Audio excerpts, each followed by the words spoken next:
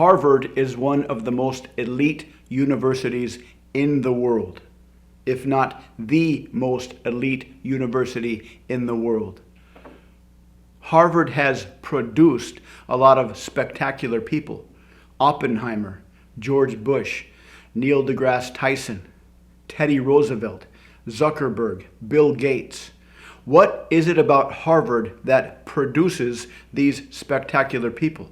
What is it about Harvard that allows them to produce successful business people? Or actually, do they produce successful business people? Is there something at Harvard that people learn that they can't learn anywhere else? Do they teach some kind of business skills or life skills that you can't learn anywhere else? Or is something else going on? Something a little bit more complex? According to Professor Thomas Sowell in his book, Basic Economics, Harvard spends millions every year recruiting as many applicants as they possibly can, attracting as many applicants as they possibly can. Every year they can only accept about 1,000 people, but they would like to have 100,000 people apply. Why? If they can only accept 1,000 people, why do they spend so much money attracting hundreds of thousands of applicants from all over the world? Because they can sort through this vast army of applicants and choose the very, very best ones, and it gives them an elite status. Imagine doing this for 50 years, 100 years. Every year, they spend a lot of money to recruit as many applicants as they can. And every year, they only accept about 1% of those. This builds a kind of mystique, a reputation of Harvard as being very, very elite. Only the best can get into Harvard. This will start to train the population so young kids dream of one day going to Harvard. So now you have convinced hundreds of thousands, if not millions of kids around the world that the best thing they can do as far as their education goes is to get into Harvard. And then when they apply and they have a 1% chance of getting in, if they get in, they're ecstatic. This allows them to sort through the entire world for the most capable candidates. Just like a company, if a company has 100,000 people applying for a job, they can choose the absolute best person. So for a company hiring people, the more people that apply for a job, the more likely they can hire the ideal candidate. And for Harvard, it's the same thing. For every 100,000 applicants and they choose the top 1%, that top 1% is going to be very, very, very smart. They can allow to have absolutely rigorous requirements for their academic enrollment. But they also charge a lot of money. Harvard is very, very expensive, and most of the students that go to Harvard don't get grants or student loans or scholarships. They come from wealthy families. If you're a smart kid from a wealthy family, you have a good chance of going to Harvard.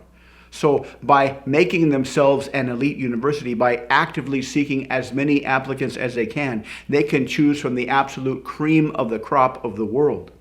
They can choose the absolute smartest kids from the wealthiest families. And so again, the question, is Harvard doing something to transform these kids into business leaders and political leaders? Or are they just getting the smartest, most wealthy kids together in one place and just letting them do what they would normally do anyways? I mean, what happens if you take the world's smartest kids from the richest families that have the most access to capital and stick them together in one place and surround them with business books? You will get a lot of successful businesses. You will get a lot of successful people. So perhaps Harvard is not an institution that transforms people into leaders. Maybe Harvard is a system that sorts the entire world for the most likely potential leaders and just funnels them through their system. So they're not creating leaders, they're sorting the world for people that have a high probability of becoming a leader. This makes sense because according to historians, our educational system was based on the Prussian model of the 1800s, which was not to educate people up to a certain level, not to educate everybody up to a certain level, but to sort the population to see who becomes the unskilled labor, who becomes the skilled labor, who becomes the aristocrat, who becomes the soldiers. From the Prussian model, mass education is a sorting system, not a training system. And if you look at modern education as a training system that's supposed to educate everybody to the same level, it is failing miserably.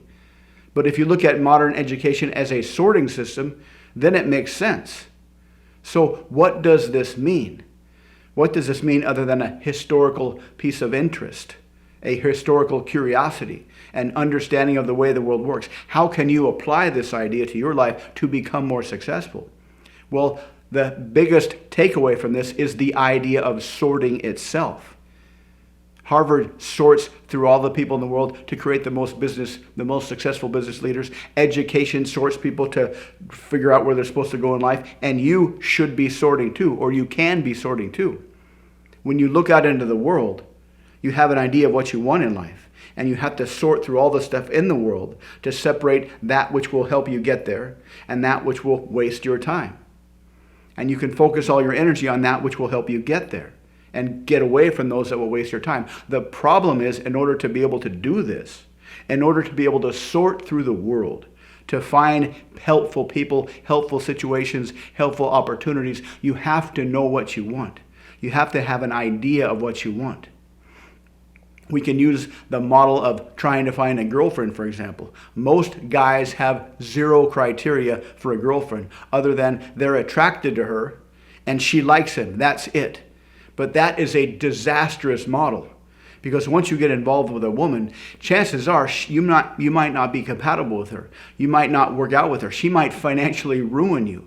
If you go into a relationship without qualifying her based on her personality, based on her background, then you are opening yourself up to a disaster of epic proportions, a financial disaster of epic proportions, an emotional disaster of epic proportions. And so here's the thing. If you have an idea in mind of the kind of girl you want, and you sort her based on her personality, that will make you much more attractive, because that invokes scarcity and authority and social proof. 3 things that will make you more attractive subconsciously. And for all the other things that you want in your life, take on the mindset of a sorter, to sort through the people that will help you and get rid of the people that will waste your time. Simply by sorting a girl based on her personality will make you more attractive. So talk to her, figure out what kind of a personality she has before you allow yourself to become attracted to her. This is something a lot of guys don't even understand, let alone know how to do. But when you do this, when you understand that personality has a huge impact on whether or not you will have a healthy relationship with her, beyond just her looks, you are one step ahead of everybody else, and that will put you in a class by yourself. So consider the mind of a sorter. And to be able to effectively sort through the world, to help you build your life, you need to know what you want. You need to know what you don't want. So take some time coming up with some criteria of all the areas of your life. What kind of a financial life do you want? What kind of a career do you want? What kind of a relationship do you want? And sort through people that will help you get there and keep them away. That will make you more valuable. People that sort through the world are more valuable than people who just take what they can get and hope for the best. Unfortunately today, most of the world is in this camp. They take whatever they can get and they hope for the best. And when things go wrong, they blame other people. They blame the world. They blame the situation. They blame social media. But you can take control of your life. You can take control of what you want in life. Every single time you have a conversation with a stranger, you can use that as an opportunity to practice your sorting skills. Find out what kind of personality they have. And through this, you'll learn what kind of personality traits you like and what kind of personality traits you don't like. That way you can sort through the world for people that will help you get what you want and get rid of all the time wasters.